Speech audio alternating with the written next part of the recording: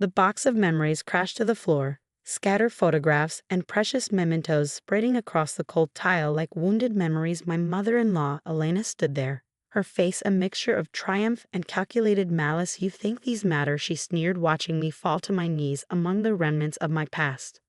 My name is Maya Winters, and at 32, I was about to discover that some family battles are won not through confrontation, but through patience and strategic precision. The destruction of my childhood memories wasn't a sudden impulse. It was the culmination of years of calculated manipulation, a calculated attempt to erase my identity, my roots, my very existence within the family narrative. Elena had always made it clear that I wasn't good enough for her son, Michael. From the moment we married, she treated me like an intruder, someone who didn't belong in their meticulously crafted family image. But today, she had crossed a line that could never be uncrossed.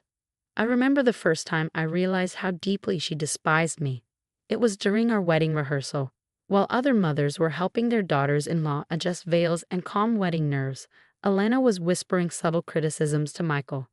"She's not from our social circle," she'd say. "Are you sure about this?" My background wasn't elite or wealthy. I came from a small town, worked my way through college, and built my career through sheer determination. To Elena, that translated to not good enough. But what she didn't know was that I had been preparing for this moment long before she realized a war was brewing. As I knelt among the scattered photographs, my mind raced through the careful documentation I had been collecting. Text messages, recorded conversations, emails, a comprehensive archive of Elena's manipulative behavior.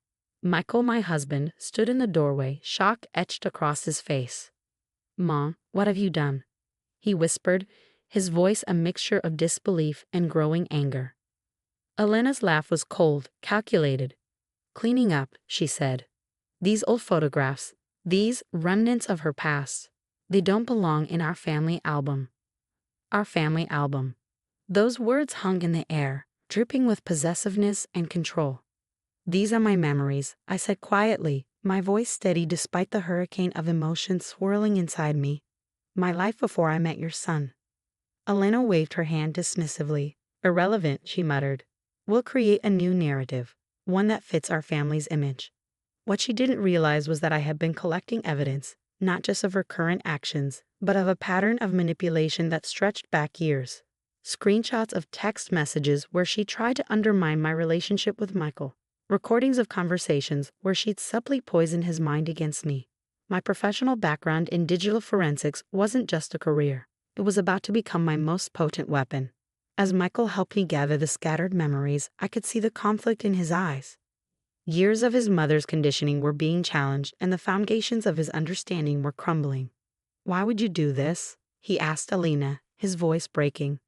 "For the family," she responded, as if that explained everything. "Some things are better left in the past."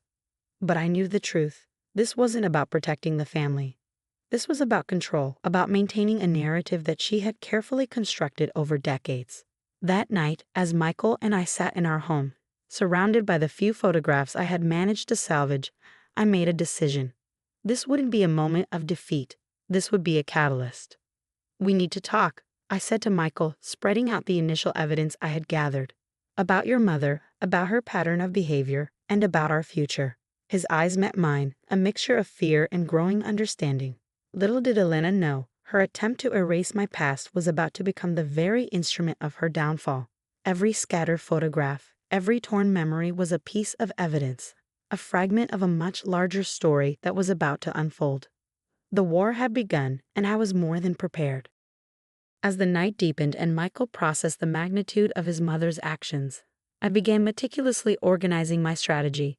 Each piece of evidence, each documented interaction was a weapon, carefully chosen and precisely aimed. Elena thought she was eliminating my past. Instead, she was about to become the architect of her own exposure. The first phase of my plan was already in motion, and she had no idea what was coming. The next morning, I arrived at my digital forensics office earlier than usual, my mind a calculated storm of strategies. Elena's attempt to erase my past had transformed from a personal violation into a meticulously planned mission of exposure. My colleague David noticed my intensity immediately. "Something's different," he observed, sliding a cup of coffee across my desk. "You look like you're about to launch a full-scale investigation." If only he knew how accurate that observation was. I began compiling a comprehensive timeline of Elena's manipulative behaviors. Text messages, email threads, recorded conversations. Each piece of evidence was a carefully placed puzzle piece revealing a pattern of emotional manipulation that extended far beyond just me. Michael's support was crucial. The night after Elena's destructive rampage, he had finally seen through his mother's carefully constructed facade. "I can't believe I didn't see it before," he had whispered, his hands trembling as he looked through the documented evidence. My strategy wasn't about revenge.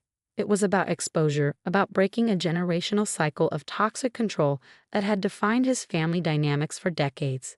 The first step was gathering irrefutable evidence. I knew Elena's manipulation wasn't just limited to our relationship. I suspected her control extended to other family members, creating a web of psychological manipulation that had gone unchallenged for years. I reached out to Michael's cousins, distant relatives who had always seemed uncomfortable during family gatherings. My initial conversations were careful, designed to open doors without appearing confrontational. "Do you remember when Aunt Elena managed to prevent Sarah from pursuing her art career?" I would casually ask, watching their reactions. The responses were revealing. Hushed confirmations, years of suppressed frustration bubbling just beneath the surface. Each conversation added another layer to the growing documentation of Elena's systemic emotional control.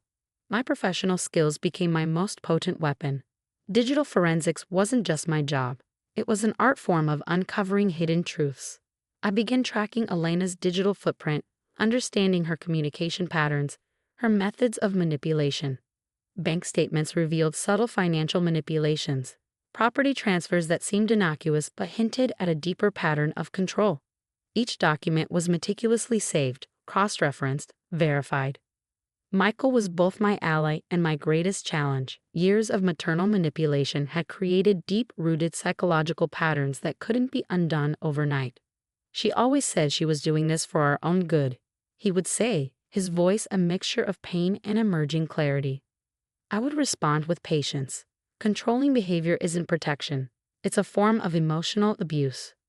Slowly, methodically, we began building a comprehensive case, not just against Elena, but for Michael's own healing and understanding. My approach wasn't about destroying Elena. It was about revealing the truth, breaking a cycle of generational manipulation that had wounded multiple family members. The breakthrough came unexpectedly.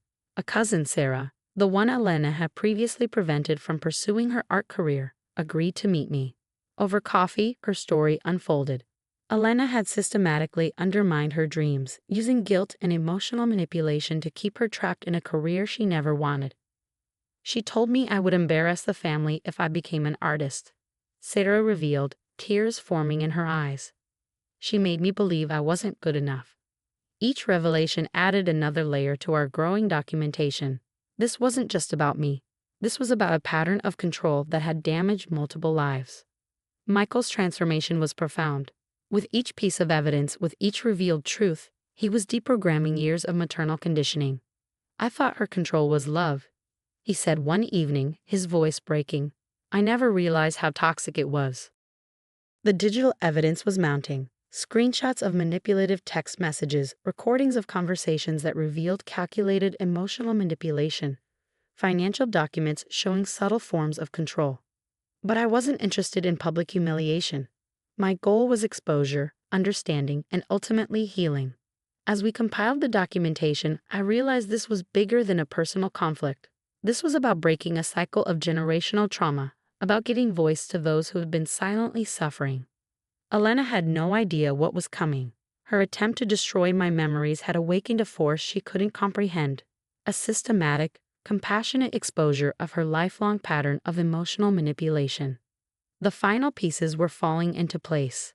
Family members who had been isolated, dreams that had been crushed, potential that had been stifled. All were becoming part of a narrative of understanding and liberation. Michael looked at me one evening, a newfound clarity in his eyes. "How do you stay so calm?" he asked. I smiled. "Because true power isn't about destruction. It's about understanding, exposing the truth, and creating space for healing." Little did Elena know, her attempt to erase my past was about to become the very instrument of her own exposure. The investigation was almost complete, And the final phase was about to begin. A reckoning was coming, not with anger, but with the most powerful weapon of all, the unvarnished truth. The family gathering was meticulously planned, not by Elena, but by me. Each invitation, each carefully orchestrated detail was designed to create a moment of ultimate revelation. Michael's entire extended family arrived at the sprawling family estate, cousins, aunts, uncles, many of whom had been isolated or manipulated by Elena over the years. She believed this was just another typical family reunion.